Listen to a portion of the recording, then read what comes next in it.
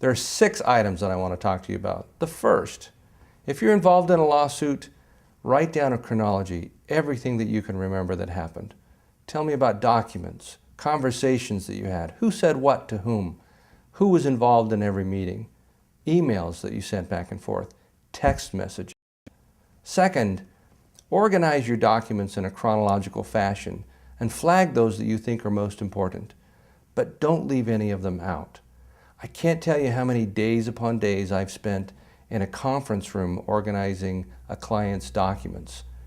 They would have saved that money if they'd have organized them themselves before sending them to me.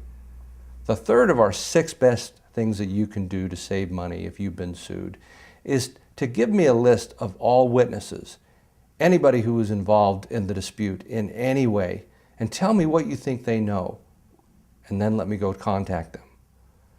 The fourth thing that you can do, and this is very important, if you have a skeleton in your closet, consider that it's going to come out at some point in time. So let's do it in the beginning. You and me privately, let's talk about that. There's no fact that I can't handle, but if something is hidden from me, I can't protect you from that. Fifth, save up your questions. If you send me 5 emails during the day, I have to take my time and attention away from other matters, and so I'm going to bill you each time I look at that email. Save them up till the end of the day, and I look at them all at once and answer them all at once. You'll save yourself a lot of money in the long run.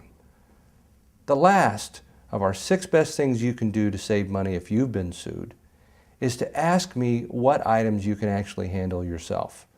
You'd be surprised what you can actually do to save attorney's fees if you've been sued.